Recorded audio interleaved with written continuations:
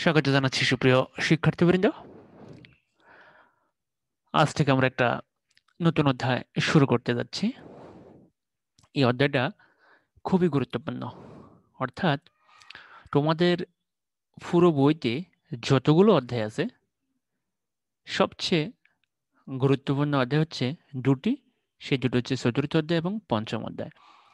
চতুর্থ অধ্যায় পড়ে তুমি ডেটাবেজ এই সম্পর্কে তেমন কিছু জানতে না পারলেও তুমি ওয়েবসাইট ডিজাইন সম্পর্কে অনেক ভালোভাবে জানতে পারবে। অর্থাৎ একটা ওয়েবসাইট কিভাবে ডেভেলপ করতে হয় অথবা ছোটখাটো একটা ওয়েবসাইট কিভাবে তৈরি করতে হয়, তুমি চতুর্থ অধ্যায়টা পড়ে কিন্তু বলে দিতে পারবা। আর ষষ্ঠ অধ্যায় পড়ে তুমি ডেটাবেস সম্পর্কে জানবা। কিন্তু পঞ্চম অধ্যায় হচ্ছে সবচেয়ে গুরুত্বপূর্ণ। পঞ্চম অধ্যায় হচ্ছে সি প্রোগ্রামিং। অর্থাৎ সি প্রোগ্রামিংকে বলা হয় মাদার অফ অল ল্যাঙ্গুয়েজ। অর্থাৎ যতগুলো প্রোগ্রামিং ভাষা আছে বর্তমানে প্রচলিত, তার মধ্যে সি ভাষাকে বলা হয় mother of all programming language. অর্থাৎ তুমি যদি সি প্রোগ্রাম শিখতে পারো, তাহলে তুমি অন্যান্য প্রোগ্রামগুলোর শুরুটা ধরতে পারবা। অর্থাৎ সি প্রোগ্রাম কিন্তু সবার আগে শেখানো হয় প্রত্যেকটি ইউনিভার্সিটিতে। যারা সিএসসি পড়ে বা যারা প্রোগ্রামিং সংশ্লিষ্ট সাবজেক্ট, সফটওয়্যার ইঞ্জিনিয়ারিং পড়ে, তাদেরকে কিন্তু প্রথমেই সি প্রোগ্রামিং শেখানো হয়। তো এই সি প্রোগ্রামিংটা তোমরা ইন্টারমিডিয়েট থেকেই শিখে যাচ্ছ, তাহলে তোমরা সেখানে আরো এগিয়ে থাকবা।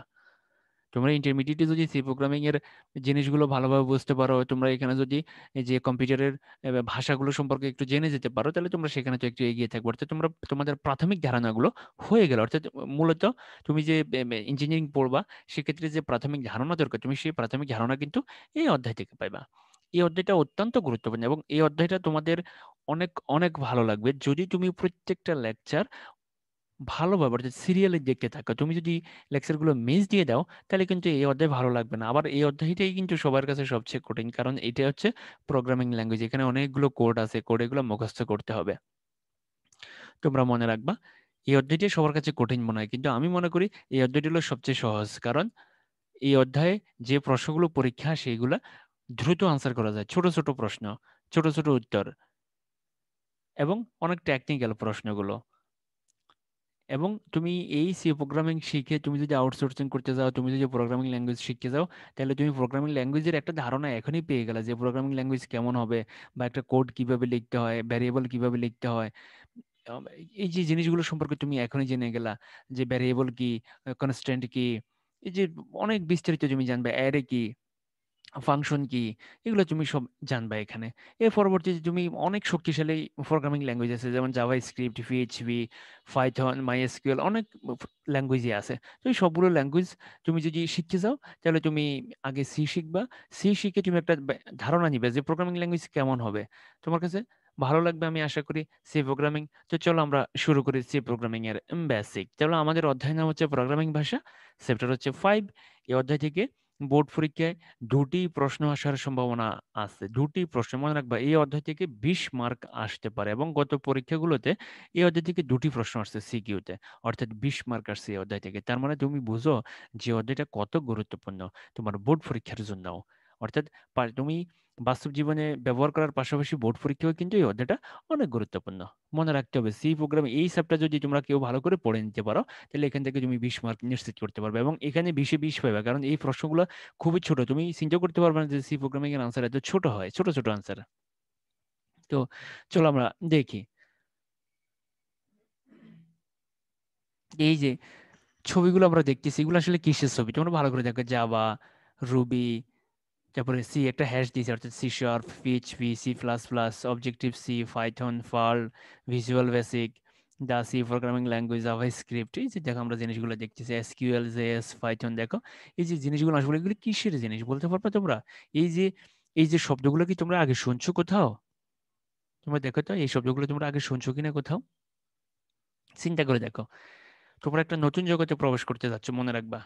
সি প্রোগ্রাম অর্থাৎ প্রোগ্রামে কিন্তু একটা নতুন পৃথিবী, একটা নতুন জগৎ। তোমার ভালো লাগবে আমি আশা করি।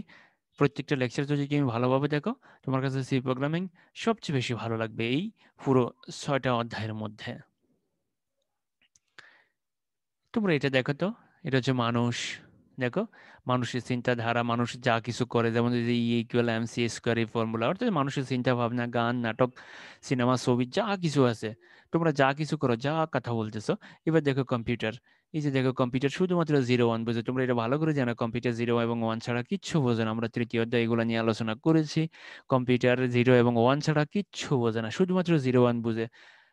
আমি বলি অ, আর, ক, খ, সে বলে মিউ মিউ।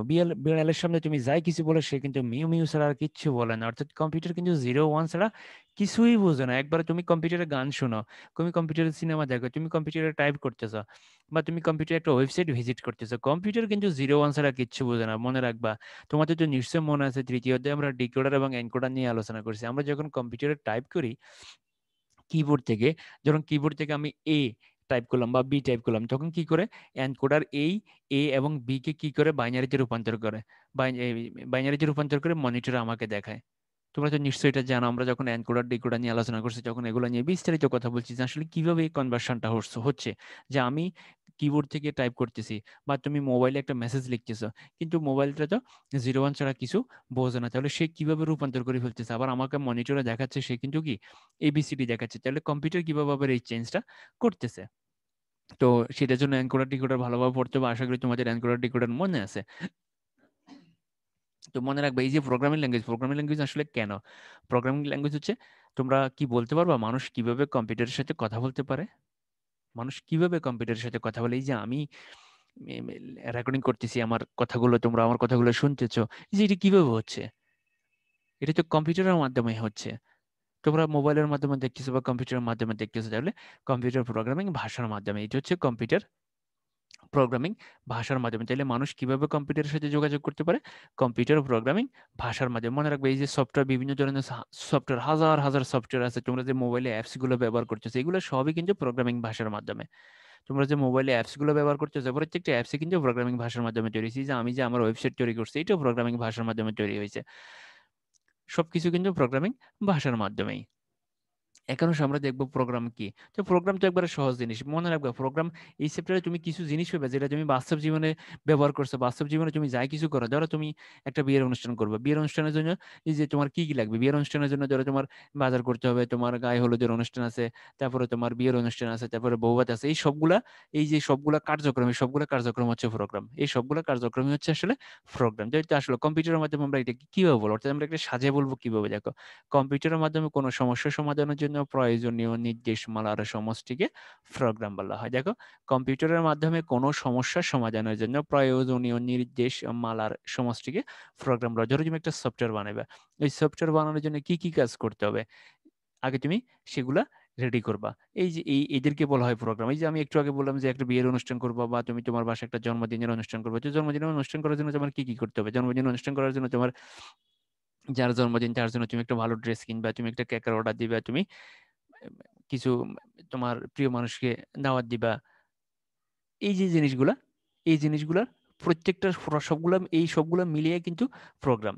তাহলে যেহেতু আমরা এখন কম্পিউটারের নিয়ে কাজ করতেছি, যেহেতু আমরা আগে বলছি মানুষের সাথে কম্পিউটারের যোগাযোগ ঘটাবো আমরা, তার মানে এখানে কি হবে, আমরা যে সমস্যাগুলো সমাধান করব সেটা কিসের মাধ্যমে হবে? কম্পিউটারের মাধ্যমে হবে। তাহলে কম্পিউটারের মাধ্যমে কোনো সমস্যার সমাধানের জন্য প্রয়োজনীয় নির্দেশমালার সমষ্টিকে কি বলা হবে? প্রোগ্রাম বলা হবে। এবার আসো প্রোগ্রামিং। প্রোগ্রাম এক শব্দ, প্রোগ্রামিং আরেকটা শব্দ। প্রোগ্রামিং কি? প্রোগ্রামিং হচ্ছে কৌশল। মনে রাখবে, প্রোগ্রামিং হচ্ছে কৌশল। তাহলে প্রোগ্রাম রচনার পদ্ধতি বা কৌশলকে বলা হয় প্রোগ্রামিং। এটা কিন্তু মনে রাখবা। যেমন ধরো, তোমাকে কেউ একটা ডিম ভাজি করতে দিছে, ঠিক আছে? তো ধরো তোমরা তিনজনের তিনটে ডিম ভাজি করতেছো, তোমরা ম্যাচে থাকো। এখন এক একজন কিন্তু এক একটা কৌশল অবলম্বন করছে। এক এখন দেখো, স্বাদ হয়তো ভিন্ন ভিন্ন হতে পারে, কিন্তু এক একজন এক এক ভাবে করছে। অথবা তোমাকে একটা ঘর মুছে দিয়েছে, বা তোমাকে ঘর ঝাড়ু দিয়ে দিয়েছে, তাহলে দেখা গেছে যে এক একজন এক এক ভাবে করবে, এক একজনের কাজ করার কৌশল এক এক রকম। ধরো, অথবা তোমাকে একটা এসে লিখতে দিয়েছে, তো এক একজন এক এক ভাবে লিখবে, এক একজনের লেখার কৌশল কিন্তু এক এক রকম। মনে রাখবো, প্রত্যেকটা কাজ, একটা কাজ যদি তুমি 10 জন লোককে দাও, 10 জন কিন্তু 10 ভাবে করবে, অর্থাৎ 10 জন 10টা কৌশল কিন্তু এখানে প্রয়োগ ঘটাবে। তাহলে এই যে কৌশল, অর্থাৎ একটা প্রোগ্রাম রচনা করার যে কৌশল আছে বা যে পদ্ধতি, সেটাকে বলা হয় প্রোগ্রামিং।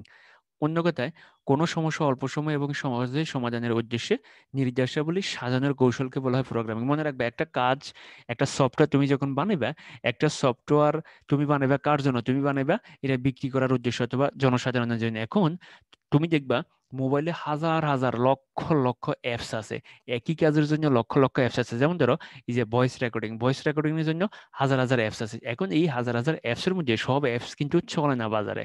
দেখবে কিছু অ্যাপস আছে খুবই জনপ্রিয়। এখন কোন অ্যাপস গুলো জনপ্রিয় বা তুমি তো এটা বুঝে যাও, তুমি দেখো প্রোগ্রাম বানাইতে না পারলেও তুমি কিন্তু এখন বুঝো কোন অ্যাপসটা তোমার কাছে ভালো বলে মনে হয়, যেটা বিদ্যুতের অপচয় কম হয়, যেটা তাড়াতাড়ি ওপেন হয়, যেটা মেমোরি অপচয় কম হয়, ওই অ্যাপসগুলো কিন্তু তোমার এখন সবচেয়ে প্রিয়। কারণ তুমি দেখো যে অ্যাপস মোবাইলের ভিতরে নিলে মোবাইলের মোবাইল কি হয়, মোবাইল স্লো হয়ে যায়, কারণ মোবাইলের স্পেস নষ্ট হয়ে যায়। ঠিক আছে, তো এখন তুমি কোন অ্যাপসগুলো নেওয়ার চেষ্টা করো যেগুলা মেমোরি অপচয় কম হয়। যেমন ধরো তোমরা অনেকে ফেসবুক লাইট ব্যবহার করো, এখন কেন ব্যবহার করো ফেসবুক লাইট? কারণ ফেসবুক লাইটের ওয়েট কম, অর্থাৎ যেটা কম এমবি খরচ হয়।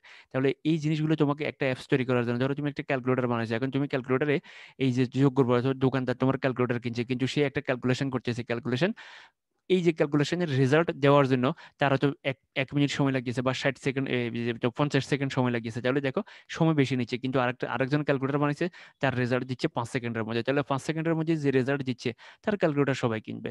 অথবা তোমরা এইভাবে চিন্তা করো যে তোমরা আমার ওয়েবসাইট ভিজিট করতে গেছো, আমার ওয়েবসাইট ভিজিট হচ্ছে 20 সেকেন্ড সময় লাগছে, এখন অন্য একটা ওয়েবসাইট ভিজিট করতে আমার 5 সেকেন্ড সময় লাগছে, তাহলে তুমি সবসময় ওই 5 সেকেন্ড যেটা সময় লাগে সেটাই ভিজিট করবে, কারণ ওটা দেখা গেছে যে মানুষের অপেক্ষা, অর্থাৎ কেউ কিন্তু অপেক্ষা করতেছে না। তোমরা মনে রাখবা, তুমি কোথাও যাচ্ছ, বাসে উঠে অনেকক্ষণ বসে রয়েছো, দেখবে যে তোমার মেজাজ গরম হয়ে যাবে, কারণ বাসে উঠে মানুষ কিন্তু বেশিক্ষণ বসে থাকতে চায় না।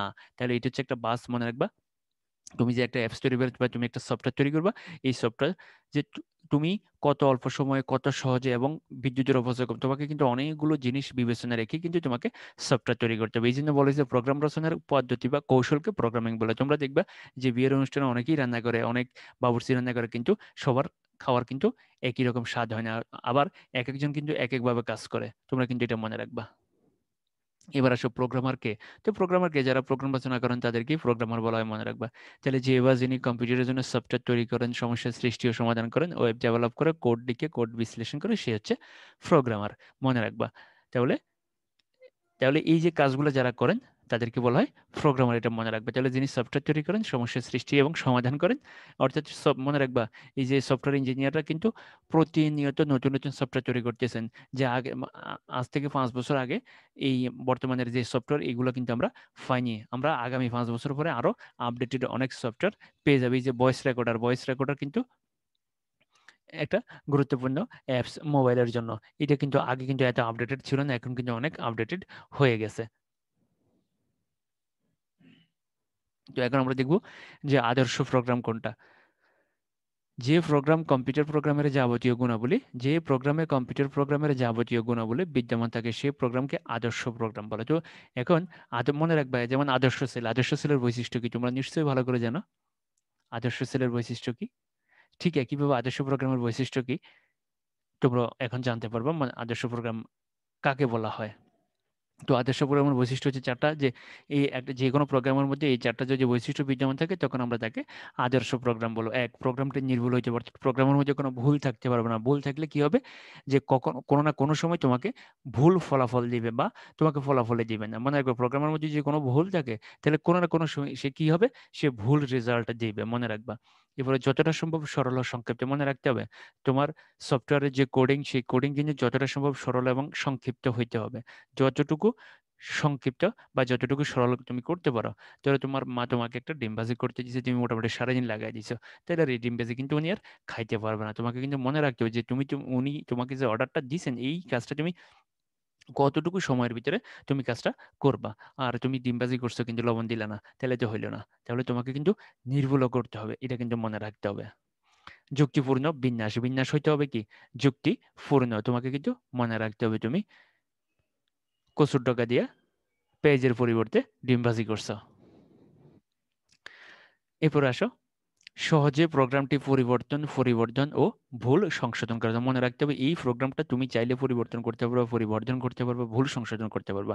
মনে রাখবা, সফটওয়্যার ইঞ্জিনিয়ার আসলে যেটা মূলত করেন, তারা প্রত্যেক বছর বা 6 মাস পর পরই সফটওয়্যার কিন্তু আপডেট করে। তোমরা জানো যে মোবাইলের অ্যাপসগুলো কিছুদিন পর পরই আপডেট চায়। তো এখন এই যে আপডেট চায় কেন, বা তারা কেন এটা এত দ্রুত পরিবর্তন করে, আসলে সময় সাপেক্ষে মানুষের চাহিদারও পরিবর্তন দেখা দেয়। তো এই জন্য তারাও কিন্তু এগুলো পরিবর্তন করেন। তো এখন তোমাকে সফটওয়্যারের ভিতরে এমন কিছু জিনিস রাখতে হবে বা কোডিং সিস্টেমটাকে এমনভাবে রাখতে হবে যেন তুমি চাইলে এটাকে আরো বড় করতে পারো, অর্থাৎ সময়ের সাথে সাথে তুমি এটাকে আরো স্ট্রং করতে পারো। তো তুমি যদি এমন কোডিং লেখো বা এমন সফটওয়্যার বানানোর চেষ্টা করো যেটা একবারে শেষ, তো একবারে শেষ বলতে আগামী 6 মাস পরে বা 1 বছর পরে তোমার সফটওয়্যার দেখে আরেকজন তো আরো নতুন আইডিয়া উদ্ভাবন করে ফেলবে, তো সেই নতুন আইডিয়া দিয়ে নতুন সফটওয়্যার বানালে তো সবাই তারটা ব্যবহার করবে, তোমারটা আর কেউ ব্যবহার করবে না। তোমাকে কিন্তু এই জিনিসগুলো খেয়াল রাখতে হবে যে সময়ের সাথে সাথে তুমি যেন তোমার সফটওয়্যারের পরিবর্তন করতে পারো, আর তুমি যেন তোমার কোডিং এর ভুলগুলো সংশোধন করতে পারো। তাহলে এই 4টা বৈশিষ্ট্য যে প্রোগ্রামের ভিতরে থাকবে আমরা তাকে বলবো আদর্শ প্রোগ্রাম। এটা কিন্তু মনে রাখতে হবে, আদর্শ প্রোগ্রামের এই বৈশিষ্ট্য 4টা। তুমি যদি আন্দাজে বৈশিষ্ট্য লিখে দিয়ে এসে পরীক্ষার খাতা তাহলে কিন্তু হবে না, তোমাকে এই 4টাই লিখতে হবে। প্রোগ্রামটি নির্ভুল, যতটা সম্ভব সরল ও সংক্ষিপ্ত, যুক্তিপূর্ণ বিন্যাস, সহজে প্রোগ্রামটির পরিবর্তন ও ভুল সংশোধন করা যায়, এই 4টাই তোমাকে লিখতে হবে। এখন আমরা দেখব প্রোগ্রামিং ভাষা কি। আমরা যে সি শিখব, এই সি হচ্ছে প্রোগ্রামিং ভাষা একটা। দেখো, কম্পিউটারের মাধ্যমে কোনো সমস্যার সমাধান তথা প্রোগ্রাম রচনার জন্য ব্যবহৃত শব্দ, বর্ণ, অঙ্ক, চিহ্ন প্রভৃতি সমন্বয়ে ঘটিত রীতিনীতিকে প্রোগ্রামিং ভাষা বলে। অর্থাৎ প্রোগ্রাম লেখার জন্য যে ভাষা ব্যবহার করা হয় তাকে প্রোগ্রামিং ভাষা বলে। এক কথায় এটাই বলবো আমরা, মনে রাখবা। প্রোগ্রাম রচনার জন্য যেই ভাষা ব্যবহার করা হয় তাকে প্রোগ্রামিং ভাষা বলে। এবার আসো প্রোগ্রামিং ভাষার প্রকারভেদ। তো অরিজিনালি প্রোগ্রামিং ভাষা আমরা কিন্তু এগুলাই চিনি: machine language, assembly language, high level language, অর্থাৎ উচ্চতর ভাষা। উচ্চতর ভাষার ভিতরে কিন্তু কয়েকটা আছে: high level language, very high level language, natural language, অর্থাৎ চতুর্থ তৃতীয় প্রজন্মের ভাষা, চতুর্থ প্রজন্মের ভাষা, পঞ্চম প্রজন্মের ভাষা। তো আমরা যখন প্রজন্ম আলোচনা করব তখন কিন্তু লাগবে। তো প্রোগ্রামিং ভাষা যখন machine language, assembly language, high level language, এটা নিয়ে আমরা এখন বিস্তারিত কথা বলবো না, আমরা এটা নিয়ে বিস্তারিত আলোচনা করব পরে। এখন আসো প্রোগ্রামিং ভাষার মধ্যে তুলনা। এই যে মেশিন ভাষা, মনে রাখবা, এই যে মেশিন ভাষা হচ্ছে কম্পিউটারের ভাষা, অর্থাৎ কম্পিউটার যে ভাষাটা বোঝে। যেমন ধরো, তুমি যদি কক্সবাজার যাও, কক্সবাজারের একদম একটা পাহাড়ি অঞ্চলে গেলা, সেখানে তুমি দেখবে তারা যে ভাষায় কথা বলতেছে তুমি কিন্তু সেই ভাষাটা বুঝতে পারবা না, কারণ ওটা হচ্ছে তাদের মেশিন ভাষা। অর্থাৎ ওরা ওই ভাষা ছাড়া কোনো ভাষা কথা বলতে পারে না, তারা কিন্তু বোঝেও না। তুমি দেখবে চিটঙ্গের বা সিলেটের একবারে গহীন একটা অঞ্চলে দিয়ে গেলে, কারণ ওখানে ধরো যে অশিক্ষিত যে মানুষগুলো থাকে বা যারা পড়াশোনা করে নাই কখনো, বা এই যে তারা কিন্তু তাদের আঞ্চলিক ওই শব্দগুলো ছাড়া কোনো শব্দ কিন্তু ব্যবহার করতে পারবে না। অর্থাৎ আমাদের ভাষা, আমাদের যেমন আমরা বাঙালি, আমাদের মেশিন ভাষা হচ্ছে বাংলা ভাষা, আমরা বাঙালি, আমাদের মেশিন ভাষা বাংলা ভাষা, অর্থাৎ বাংলা ভাষা যে যেভাবেই বলুক না কেন আমরা কিন্তু বুঝে যাই। কিন্তু এই যে আমাদের দেশের ভিতরে কিন্তু কতগুলো আঞ্চলিক ভাষা প্রচলিত, যেমন নোয়াখালীর ভাষা সিলেটের অনেকেই বুঝবে না, বা সিলেটের ভাষা নোয়াখালীর অনেকেই বুঝবে না, আবার সিলেটের ভাষা চিটঙ্গের অনেকেই বুঝবে না। তাহলে এইটা আবার ওদের জন্য হচ্ছে মেশিন ভাষা। তাহলে মেশিন ভাষা হচ্ছে কি দিয়ে তৈরি? মেশিন ভাষা 0 এবং 1 দিয়ে তৈরি। আর অ্যাসেম্বলি ভাষা হচ্ছে বিভিন্ন সংকেত দিয়ে তৈরি, যেমন লোড, মাল, মানে মাল্টিপ্লিকেশন, এরপরে ডিভ, রিড, ঠিক আছে? এই যে শব্দগুলো তোমরা দেখতেছো এগুলো হচ্ছে সংকেত, বিভিন্ন সংকেত। এটা হচ্ছে অ্যাসেম্বলি ভাষা। এটা হচ্ছে উচ্চস্তরের ভাষা। উচ্চস্তরের ভাষা দেখো ক্লাস, ট্রায়াঙ্গেল, এই শব্দগুলো কিন্তু আমাদের প্রচলিত ইংরেজি ভাষা, অর্থাৎ মানুষের ভাষা। অর্থাৎ এই যে আমরা ইংরেজি ভাষা, বর্তমান প্রচলিত ইংরেজি ভাষা ব্যবহার করে যে প্রোগ্রাম, সেটা হচ্ছে উচ্চস্তরের ভাষা। অর্থাৎ বর্তমানে আমরা ইংরেজি শব্দগুলো ব্যবহার করে, অক্ষরগুলো ব্যবহার করে যে প্রোগ্রাম লিখি সেটা হচ্ছে উচ্চ স্তরের ভাষা। আর অ্যাসেম্বলি ভাষায় বিভিন্ন ধরনের সংকেত ব্যবহার করা হয়। অ্যাসেম্বলি মানে হচ্ছে সাংকেতিক ভাষা, অ্যাসেম্বলি ভাষা সব মানে হচ্ছে সাংকেতিক ভাষা, বিভিন্ন সংকেত ব্যবহার করে যে প্রোগ্রাম রচনা করা সেটা হচ্ছে অ্যাসেম্বলি ভাষা। আর 0 এবং 1 দিয়ে যে ভাষাটা রচনা করা সেটা হচ্ছে মেশিন ভাষা। কম্পিউটার শুধুমাত্র এই ভাষাটা বুঝতে পারে, এই দুটো ভাষার কোনোটাই বুঝতে পারে না। তোমরা কিন্তু এটা মনে রাখবা, এই দুটো ভাষার কোনোটাই কিন্তু কম্পিউটার সরাসরি বুঝতে পারে না। তোমরা কিন্তু মনে রাখবে। যেমন ধরো ইংরেজি ভাষা, তোমাদের অনেকের নানা নানি বা দাদা দাদি অথবা অনেকেই আছে যে যারা ইংরেজি বুঝেনি না একবারে। তো এখন যদি তাকে কেউ ইংরেজি কিছু একটা জিজ্ঞাসা করে তাহলে কি করতে হবে? ওনাকে অনুবাদ করে দিতে হবে, অনুবাদ করলে উনি উত্তর দিতে পারবেন। ঠিক এইরকমই কিন্তু আমার জিনিসটা। তাহলে তোমাকে মনে রাখতে হবে যে হাই লেভেল ল্যাঙ্গুয়েজ হচ্ছে এগুলো। দেখো, হাই লেভেল ল্যাঙ্গুয়েজকে কনভার্ট করে মেশিন ভাষা বানাইতে হয়। আবার অ্যাসেম্বলি ল্যাঙ্গুয়েজ, দেখো অ্যাসেম্বলি ল্যাঙ্গুয়েজকে কনভার্ট করে মেশিন ভাষা বানাইতে হয়। তো এটা নিয়ে আমরা পরে আলোচনা করবো আসলে।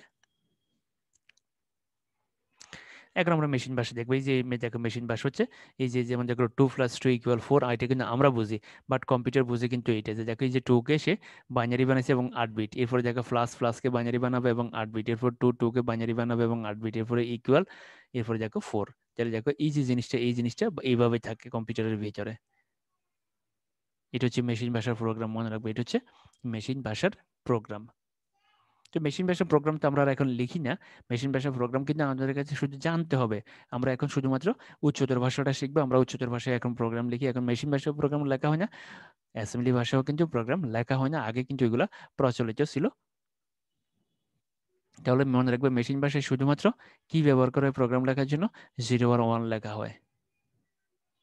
তো আসো বিভিন্ন স্তরের প্রোগ্রামিং ভাষা। আসো প্রথম প্রজন্মের ভাষা। মনে রাখবে প্রথম প্রজন্মের ভাষা কোন সময়কালে প্রচলিত ছিল? 1945 থেকে 1949। এই 1949 এর পরে অ্যাসেম্বলি দ্বিতীয় প্রজন্মের ভাষার আবির্ভাব ঘটে। তাহলে মনে রাখতে হবে এই 45 থেকে 49 এই সময়কালের ভিতরে এই শুধুমাত্র প্রথম প্রজন্মের ভাষাটাই প্রচলিত ছিল। এবার বুঝো যে ওই সময়কার মানুষ কত মেধাবী ছিল যে তারা এই প্রথম প্রজন্মের ভাষায় কিন্তু প্রোগ্রাম লিখতেন। বাট আমাদের পক্ষে কিন্তু এখন প্রথম প্রজন্মের ভাষায় প্রোগ্রাম লেখা সম্ভব নয়। তো এখান থেকে কম্পিউটারের নিজস্ব ভাষা হচ্ছে মেশিন ভাষা। মনে রাখবে কম্পিউটার কিন্তু 0 এবং 1 ছাড়া কিচ্ছু বোঝে না। তুমি কম্পিউটারে যাই কিছু করো, সে সবকিছু কিন্তু 0 1 এ রূপান্তর করে। বাট তোমাকে দেখায় কিন্তু তোমার মতো করে, তোমাকে দেখায় সে তোমার মতো করে। তুমি কিন্তু এটা ভালো করে মনে রাখবা। তাহলে কম্পিউটারের নিজস্ব ভাষা হচ্ছে মেশিন ভাষা। এটি কম্পিউটারের নিম্ন স্তরের ভাষা। মনে রাখবা এটার নাম কিন্তু নিম্ন স্তরের ভাষা। এই যে প্রথম প্রজন্মের ভাষার অপর নাম কিন্তু নিম্ন স্তরের ভাষা। মনে রাখবা আমরা কিন্তু সাধারণত এই যে কম্পিউটারের ভাষাগুলোকে এইভাবে বলি যে নিম্ন স্তরের ভাষা, তারপরে উচ্চ স্তরের ভাষা, উচ্চ স্তরের ভাষা এবং নিম্ন স্তরের ভাষা। তো নিম্ন স্তরের ভাষা হচ্ছে কোনটা? নিম্ন স্তরের ভাষা হচ্ছে প্রথম প্রজন্মের ভাষা। নিম্ন স্তরের ভাষা হচ্ছে প্রথম প্রজন্মের ভাষা। অর্থাৎ মেশিন ল্যাঙ্গুয়েজ যেটা, মেশিন ল্যাঙ্গুয়েজ মানে এই যে কম্পিউটারে যে ভাষাটা 0 1 দিয়ে যেটা গঠিত হয়, এটি হচ্ছে নিম্ন স্তরের ভাষা।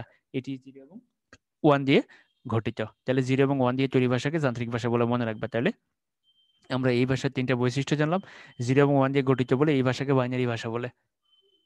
আমরা যখন তৃতীয়তে আলোচনা করছি তখন কিন্তু আলোচনা করছিলাম যে কম্পিউটার কম্পিউটারে কেন শুধুমাত্র 0 আর 1 বুঝে, কম্পিউটারে কেন শুধুমাত্র 0 এবং 1 এই দুটি ডিজিট ব্যবহার করে সকল প্রোগ্রাম রচনা করা হয়, বা কম্পিউটারে কেন সকল কম্পিউটারে এই 0 এবং 1 এর উপর ভিত্তি করে তৈরি করা হয়েছে, সেটা কিন্তু তখন আমরা আলোচনা করছিলাম। যে তোমরা জানো যে 0 মানে হচ্ছে অফ আর 1 মানে হচ্ছে অন। অর্থাৎ 0 মানে সার্কিটে বিদ্যুৎ নাই, 1 মানে সার্কিটে বিদ্যুৎ আছে। অথবা 0 মানে হচ্ছে ফলস, 1 মানে হচ্ছে ট্রু, তুমি যেভাবে বিবেচনা করো। তাহলে 0 এবং 1 দিয়ে এই ভাষা গঠিত বলে এই ভাষাকে বাইনারি ভাষা বলে। তাহলে মেশিন ভাষার অপর নাম হচ্ছে কি ভাষা? বাইনারি ভাষা। অপর নাম হচ্ছে যান্ত্রিক ভাষা। এটাকে আবার বলা হয় কি?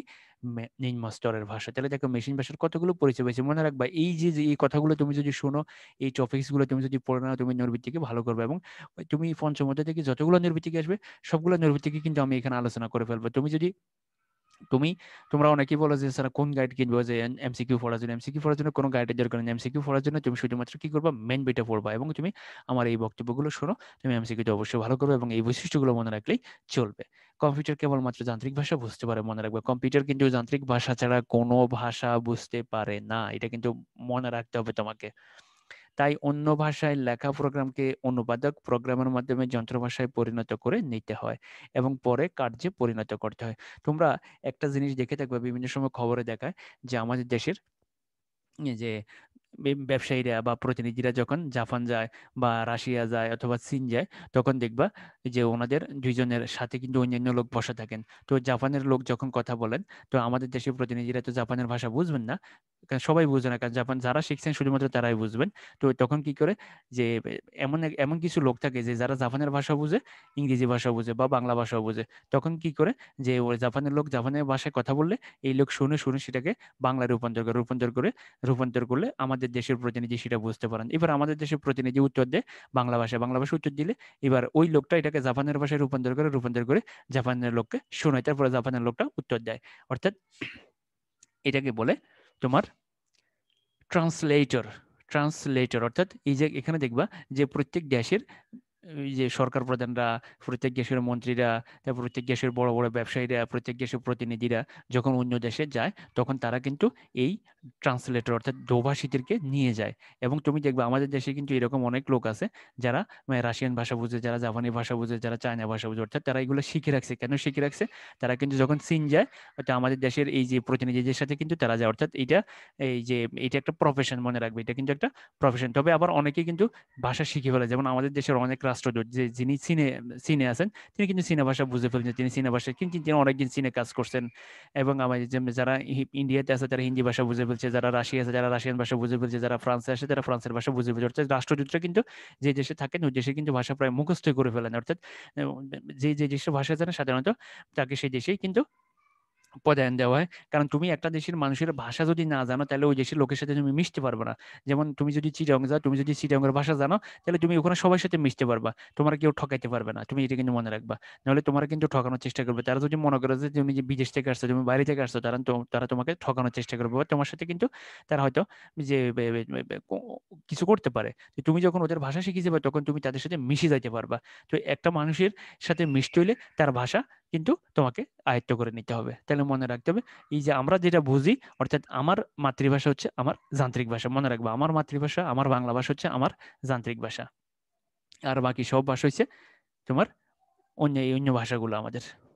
তো এবার আসো দেখো মেশিন ভাষা। তাহলে মেশিন ভাষা সম্পর্কে আমরা কি জানলাম? মেশিন ভাষা 1945 থেকে 1949 এই সময়কালে ছিল। মেশিন ভাষাকে নিম্ন স্তরের ভাষা বলা হয়। কম্পিউটারের নিজস্ব ভাষা হচ্ছে মেশিন ভাষা। এটি কম্পিউটারের মৌলিক ভাষা, মনে রাখবে এটি কম্পিউটারের মৌলিক ভাষা। এই ভাষা শুধুমাত্র 0 এবং 1 ব্যবহার করা হয় বলে এই ভাষা নির্দেশ দেওয়া কোনো নির্দেশ কম্পিউটার সরাসরি বুঝতে পারে। মনে রাখবে এখানে সবকিছু হয় 0 1 ব্যবহার করে, তাই কম্পিউটার সরাসরি এটা বুঝতে পারে। আর এর সাহায্যে সরাসরি কম্পিউটারের সাথে যোগাযোগ করা যায়। মনে রাখবে এর সাহায্যে সরাসরি কম্পিউটারের সাথে যোগাযোগ করা যায়, এটা কিন্তু মনে রাখবা। এরপরে দেখো যান্ত্রিক ভাষার সুবিধা। যান্ত্রিক ভাষার কি কি সুবিধা আছে? মেশিন ভাষার সবচেয়ে বড় সুবিধা হচ্ছে সরাসরি কম্পিউটারের সাথে যোগাযোগ করা যায়। অর্থাৎ তুমি যখন কোনো অঞ্চলের ভাষা বুঝবে তুমি সরাসরি ওদের সাথে কথা বলতে পারবে, কিন্তু তুমি যদি ওই অঞ্চলের ভাষা না বুঝো তাহলে তোমাকে সাথে করে কাউকে নিয়ে যাইতে হবে। সংক্ষিপ্ত আকারে প্রোগ্রাম লেখা যায়, প্রোগ্রাম নির্বাহে সময় কম লাগে, অনুবাদকের দরকার নেই, কারণ তুমি যে সরাসরি এই ভাষা বুঝতেছো তাহলে তোমার কোনো অনুবাদকের দরকার হবে না। অল্প মেমোরি প্রয়োজন হয়। মনে রাখবে এখানে মেমোরি অপচয় সবচেয়ে কম হয়। কেন মেমোরি অপচয় সবচেয়ে কম হয় তোমাদেরকে বলি। কারণ যান্ত্রিক ভাষায় তুমি তুমি ধরো অন্য ভাষায় একটা প্রোগ্রাম লিখছো, তাহলে একটা প্রোগ্রাম তো হয়ে গেছে, তারপর তুমি সেটাকে অনুবাদ করবা, তাহলে কয়টা প্রোগ্রাম হয়ে গেছে? 2টা প্রোগ্রাম। যেমন ধরো তোমাদের ইংরেজি বইতে, ইংরেজি বই অনেক বড়, তো ইংরেজি বইয়ের প্রথমে তারা কি করে রিডিংটা লেখে, তারপর সেটাকে কি তার উচ্চারণগুলো লেখে, তারপরে কি করে তার অনুবাদটা লেখে। তাহলে ইংরেজির জন্য তারা কি কয় গুণ জায়গা লাগিয়েছে? 3 গুণ জায়গা লাগিয়েছে। কিন্তু বাংলা অনুবাদ, বাংলা তো রিডিং তোমাদের পড়তে কোনো সমস্যা না, তোমরা বাংলা পড়তে পারো। কিন্তু ইংরেজি রিডিং এর জন্য তোমরা যখন এই যে ক্লাস 3-তে ছিলে, তখন যখন তোমরা আস্তে আস্তে ইংরেজি শেখা শুরু করছো, তখন সেখানে দেখছো যে প্রথমে ইংরেজি রিডিং থাকে, তারপরে তার উচ্চারণগুলো লেখা থাকে, তারপরে তার অর্থগুলো লেখা থাকে। তো এই কারণে এখানে মেমোরি অপচয় বেশি হয়। তাই ঠিক একইভাবে যান্ত্রিক ভাষা সরাসরি এখানে কম্পিউটার বুঝতে পারে, তাহলে তো এখানে অনুবাদকের দরকার হয় না। এই কারণে এখানে মেমোরি অপচয় কম হয়, অর্থাৎ অল্প মেমোরির প্রয়োজন হয়। কম্পিউটারের ভেতরের গঠন ভালোভাবে বুঝতে বলে এই ভাষা জানতে হবে। মনে রাখবে, তুমি যদি কম্পিউটার সম্পর্কে ভালোভাবে জানতে চাও তাহলে তোমাকে কিন্তু যান্ত্রিক ভাষা সম্পর্কে জানতে হবে, এটা কিন্তু মনে রাখতে হবে। এবার আসে যান্ত্রিক ভাষার অসুবিধা। সকল কম্পিউটারের যান্ত্রিক ভাষা একরকম না, অর্থাৎ এক এক কম্পিউটারের যান্ত্রিক ভাষা এক এক রকম, এটি হচ্ছে একটা বড় সমস্যা। এক এক কম্পিউটারের যান্ত্রিক ভাষা হবে এক এক রকম। শুধুমাত্র 0 এবং 1 ব্যবহার করা হয় বলে প্রোগ্রাম লেখা কষ্টসাধ্য। এর তুমি দেখো কত কঠিন ব্যাপার যে তুমি যা কিছু করবা সবকিছু 0 1 দিয়ে লিখবা। তুমি যা কিছু করবা সবকিছু হবে কি দিয়ে? 0 এবং 1 দিয়ে। এটা খুবই কঠিন আমাদের জন্য বর্তমান সময়ে। ভুল বের করা এবং সংশোধন করা কঠিন। আসলে লেখাই তো কষ্টসাধ্য, তাহলে তুমি কিভাবে বুঝবা যে তোমার প্রোগ্রামে ভুল হয়েছে এবং সেটা কিভাবে তুমি সংশোধন করবা? এটা কিন্তু তোমাকে মনে রাখতে হবে। তবে মনে রাখবে এই যে সুবিধাগুলো, এই সুবিধাগুলো তোমাকে এমসিকিউর জন্য এবং সিকিউর জন্য দুইটাই মনে রাখতে হবে, কারণ অনেক সময় এটা সিকিউতেও চলে আসে 4 মার্কের জন্য। এরপরে এক মেশিনের লেখা আর এক মেশিনে রান করা যায় না, এটা কিন্তু সবচেয়ে বড় সমস্যা। অর্থাৎ তুমি একটা কম্পিউটারে প্রোগ্রাম লিখছো, এখন এই প্রোগ্রামটা নিয়ে তুমি আরেকটা কম্পিউটারে চালাতে পারবে না। এটি হচ্ছে যান্ত্রিক ভাষার সবচেয়ে বড় অসুবিধা। একটা মেশিনের লেখা প্রোগ্রাম আর একটা মেশিনে রান করা যায় না। কিন্তু উচ্চতর ভাষায় তুমি যদি প্রোগ্রাম লেখো, তুমি একটা কম্পিউটারের থেকে নিয়ে অথবা একটা মডেলের কম্পিউটার থেকে নিয়ে আরেকটা মডেলের কম্পিউটারে চালাতে পারবা। এটা কিন্তু ইজিলি করতে পারো, কিন্তু যান্ত্রিক ভাষায় তুমি এই কাজটা করতে পারবা না। এবার আসো, মেশিন ভাষায় যেসব নির্দেশ দেওয়া হয় তাদেরকে 4 ভাগে ভাগ করা যায়। মেশিন ভাষায় যে কমান্ডগুলো দেওয়া হয় সেটাকে 4 ভাগে ভাগ করা হয়। যেমন সেটা হচ্ছে গাণিতিক, অ্যারিথমেটিক, অর্থাৎ যোগ বিয়োগ গুণ ভাগ, এই নির্দেশগুলো দেওয়া হয়। তারপর হচ্ছে নিয়ন্ত্রণ, নিয়ন্ত্রণ মানে হচ্ছে লোড স্টোর জাম্প, অর্থাৎ লোড করা, জমা করা, লোড। তারপরে স্টোর, অর্থাৎ লোড মানে হচ্ছে যে তোমার তুমি ইনপুট দিবা, এরপরে স্টোর করা সেটাকে জমা করবে, জাম্প অর্থাৎ এক জায়গা থেকে আরেক জায়গায় চলে যাবে, অর্থাৎ এক ধাপ থেকে আরেক ধাপে চলে যাবে। তাহলে দেখো আমরা দুটো নির্দেশ পাইছি, একটা হচ্ছে অ্যারিথমেটিক, আরেকটা হচ্ছে কন্ট্রোল। এরপর হচ্ছে ইনপুট আউটপুট। ইনপুট মানে হচ্ছে রিড আর আউটপুট মানে হচ্ছে রাইট, মনে রাখবা। ইনপুট হচ্ছে রিড, আউটপুট মানে হচ্ছে রাইট। তবে আমরা বর্তমানে রিডার প্রিন্ট ব্যবহার করি, আমরা কিন্তু এখন রাইট ব্যবহার করি না। তো ইনপুট আউটপুট আমরা পাবো, উচ্চতর ভাষায় আমরা প্রোগ্রাম লিখবো তখন এগুলো বুঝতে পারবা, তখন আমরা এই জিনিসগুলোই পাবো। এরপর আসলে প্রত্যক্ষ ব্যবহার, অর্থাৎ ডাইরেক্ট ইউজ, অর্থাৎ আরম্ভ করো, থামো, শেষ করো। আরম্ভ করো, স্টার্ট, হল্ট মানে থেমে যাও, থামা মানে শেষ নয়, মনে রাখবা, থামা এক জিনিস, শেষ আর এক জিনিস। শেষ মানে শেষ, এরপর আর কোনো কিছু হবে না। তাহলে মেশিন ভাষায় যে 4টা নির্দেশ দেওয়া, তাহলে তোমাকে এমসিকিউতে আসবে মেশিন ভাষায় কয়টা নির্দেশ দেওয়া হয়, সেই নির্দেশগুলো কি কি, তাহলে মুখস্থ রাখতে হবে তোমাকে। গাণিতিক নিয়ন্ত্রণ, ইনপুট আউটপুট, প্রত্যক্ষ ব্যবহার। তো এই যে দেখো এন্ড, এন্ড কার ভিতরে পড়ে, এন্ড পড়ে প্রত্যক্ষ ব্যবহারের মধ্যে, বা জাম্প কার মধ্যে পড়ে, যোগ বিয়োগ কার মধ্যে পড়ে। তোমাকে কিন্তু এই জিনিসগুলো মনে রাখতে হবে ভালো করে। তাহলে মেশিন ভাষায় যে নির্দেশগুলো দেওয়া হয় সেটাকে 4 ভাগে ভাগ করা হয়। তো সুপ্রিয় শিক্ষার্থীবৃন্দ, ধন্যবাদ সবাইকে। আমরা আজকে মেশিন ভাষা নিয়ে বিস্তারিত আলোচনা করলাম। মেশিন ভাষা কিন্তু তোমাদেরকে ভালোভাবে মনে রাখতে হবে। মনে রাখবে, কম্পিউটার কিন্তু মেশিন ভাষা ছাড়া কোনো ভাষা বোঝে না। তুমি যেমন বাংলা ভাষা ছাড়া আর কোনো ভাষা বোঝো না, ঠিক তেমনি ভাবে কম্পিউটারও মেশিন ভাষা ছাড়া আর কোনো ভাষা বুঝো না। কম্পিউটারকে অন্য কোনো ভাষা বোঝাইতে হলে তাকে অনুবাদ করে দিতে হয়। আর যখন তুমি অনুবাদ করতে যাবে, তখন কি হবে, মেমোরি অপচয় বেশি হবে। আর যখন তুমি কোনো ভাষা সরাসরি বুঝবে না, তখন তোমাকে চিন্তা করতে হবে। যেমন তোমাকে যদি ইংলিশে কেউ কোনো কিছু বলে, তাহলে তোমাকে কিন্তু ভেবে উত্তর দিতে হয়। কিন্তু বাংলায় কোনো কিছু বললে তুমি তো সাথে সাথে বুঝে যাও, সে মুখ থেকে বের করার সাথে সাথে তুমি কিন্তু বুঝে, অর্থাৎ তুমি কিন্তু 0.25 সেকেন্ডের ভিতরে কিন্তু তুমি বুঝে যাও। তো এই জন্য তোমার উত্তর দিতে কোনো সমস্যা হয় না। এই জন্য যে সি প্রোগ্রামিং, অর্থাৎ যে তুমি মেশিন ভাষায় যদি কোনো প্রোগ্রাম লেখো, সেটা নির্বাহ করতে সময় সবচেয়ে কম লাগে, তবে প্রোগ্রাম লিখতে অনেক বেশি সময় লাগে। কারণ 0 এবং 1 দিয়ে প্রোগ্রাম তৈরি করা হয়। তো 0 এবং 1 দিয়ে প্রোগ্রাম লেখা আসলে অনেক কষ্টসাধ্য। তবে তুমি যদি কম্পিউটার সম্পর্কে বিশদ জ্ঞান অর্জন করতে চাও, কম্পিউটারের পার্টসগুলো সম্পর্কে, কম্পিউটারের ভিতরের গঠন সম্পর্কে জানতে চাও, তাহলে কিন্তু তোমাকে মেশিন ভাষা জানতে হবে। তাহলে তোমাকে মেশিন ভাষার সুবিধা, অসুবিধা, বৈশিষ্ট্য, এই জিনিসগুলো কিন্তু ভালোভাবে জানতে হবে। তো আমরা আজকে শুধুমাত্র মেশিন ভাষা নিয়ে কথা বলছি, পরবর্তীতে আমরা বাকি ভাষাগুলো নিয়েও কথা বলবো। তো মেশিন ভাষার সময়কাল হচ্ছে 1945 থেকে 1949। তবে এটা মনে করবো না তোমরা আবার এটা জন্মসাল আর মৃত্যুসাল, এটাই হচ্ছে তার সময়কাল। অর্থাৎ সময়কাল মানে হচ্ছে ওই সময় কিন্তু এই মেশিন ভাষাটাই কিন্তু শুধুমাত্র প্রচলিত ছিল। পরবর্তীতে যাইয়া অ্যাসেম্বলি ভাষার আবির্ভাব ঘটছে। তো আমরা পরবর্তী পার্ট আমরা অ্যাসেম্বলি ভাষা নিয়ে আলোচনা করব। অর্থাৎ 1949-এর পরে অ্যাসেম্বলি ভাষার আবির্ভাব হয়। তো মেশিন ভাষা আসলে অন্য একটা ভাষার আবির্ভাব কেন হয়, যখন একটা ভাষা মানুষের যে সমস্যা দেখা যায়, একটা ভাষা নিয়ে যখন যদি মানুষ সাবলীলভাবে কাজ করতে না পারে, তখন অন্য একটা ভাষার উদ্ভব ঘটে। তাই মেশিন ভাষায় অনেক এই সমস্যাগুলোর কারণে মানুষ অ্যাসেম্বলি ভাষা তৈরি করে। তো আমরা পরবর্তীতে অ্যাসেম্বলি ভাষা আলোচনা করব। তবে মেশিন ভাষার সুবিধা অসুবিধা, বৈশিষ্ট্য সম্পর্কে তোমাদেরকে ভালোভাবে পড়ে নিতে হবে, এমসিকিউর জন্য এবং সিকিউর জন্য উভয়ই। আর প্রোগ্রামিং কি বা আদর্শ প্রোগ্রামিং বৈশিষ্ট্য, এগুলো তো লাগবেই, যে হয়তো 2 মার্কের জন্য বা 1 মার্কের জন্য এগুলো পরীক্ষায় আসতে পারে। ধন্যবাদ সবাইকে।